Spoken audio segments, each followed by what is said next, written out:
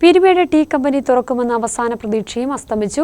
കമ്പനിയുടെ ചീന്തല ലോണ്ടറി ഫാക്ടറികൾ പൊളിച്ചു നീക്കാൻ നടപടി തുടങ്ങി. ബ്രിട്ടീഷുകാരുടെ കാലത്ത് നിർമ്മിച്ച 2 ഫാക്ടറികളാണിത്. നൂറുകണക്കിന് തൊഴിലാളി കുടുംബങ്ങൾ ജീവിതം സമർപ്പിച്ച ഫാക്ടറികളാണിത്. ഫാക്ടറികൾ പൊളിച്ചു നീക്കുന്നതോടുകൂടി തോട്ടം തുറക്കുമെന്ന തൊഴിലാളികളുടെ പ്രതീക്ഷയും ഇല്ലാതായി. 24 വർഷങ്ങളായി പൂട്ടിക്കിടക്കുന്ന പീരുമേട് ടീ കമ്പനിയുടെ ചീന്തലാർ ലോണ്ടറി ഫാക്ടറികൾ പൊളിച്ചു നീക്കുവാൻ നടപടി ആരംഭിച്ചു. ഏറെ പ്രതിഷേധങ്ങൾക്ക് ശേഷം കോടതിയുടെ അനുമതിയോടുകൂടിയാണ് ഫാക്ടറികൾ പൊളിച്ച് വിൽക്കുന്നത്.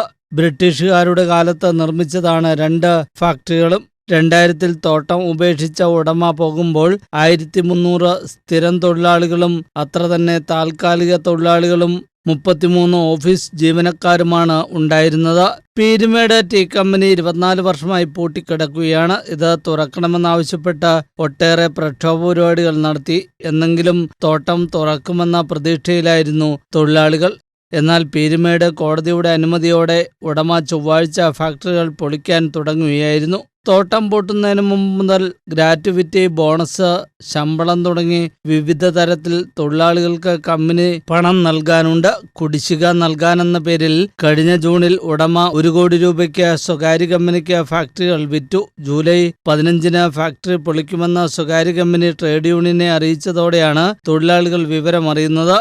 സംയുക്ത ട്രേഡ് യൂണിയൻ ഫാക്ടറി വിലയ്ക്ക് വാങ്ങിയ കമ്പനിയെ എതിർപ്പ് അറിയിച്ചു. തുടർന്ന് തോട്ടോടമ കോടതിയെ സമീപിച്ചു. തൊഴിലാളികൾക്ക് നൽകാനുള്ള കുടിശ്ശിക നൽകാതെ ഫാക്ടറി പൊളിക്കുന്നതിനെ കോടതിയിൽ ട്രേഡ് യൂണിയനും എതിർത്തു. ഡിസംബർ 18-ന് തുക നൽകാമെന്ന് തോട്ട ഉടമ സത്യവാങ്മൂലം നൽകി. തുടർന്നാണ് ഫാക്ടറി പൊളിക്കാൻ കോടതി അനുമതി നൽകിയത്.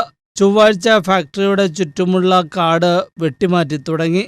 കൊളുന്ത് സംസ്കരിക്കുന്ന CTC മെഷീൻ ഉൾപ്പെടെ തറയിൽ ഉറപ്പിച്ചിട്ടുള്ള സാമഗ്രികൾ പരിശോധിച്ചു. ജനറേറ്ററുകൾ, മോട്ടോറുകൾ ഉൾപ്പെടെ വിലപിടിപ്പുള്ളവ മോഷണം പോയിട്ടുണ്ടെന്ന് ഫാക്ടറി വാങ്ങിയവർ പറയുന്നു. സംയുക്ത ട്രേഡ് യൂണിയൻ വീതിച്ചു നൽകിയ പ്ലോട്ടുകളിൽ കൊളുന്തുനുള്ളി വിൽപ്പന നടത്തിയും കൂലിപ്പണി ചെയ്തുമാണ് അന്നുമുതൽ തൊഴിലാളികൾ ഉപജീവനം നടത്തുന്നത്. ഫാക്ടറികൾ പൊളിച്ചു നീക്കുന്നതോടുകൂടി തോട്ടം തുറക്കുമെന്ന തൊഴിലാളികളുടെ പ്രതീക്ഷയും അസ്തമിച്ചു. News bureau, Kattappana.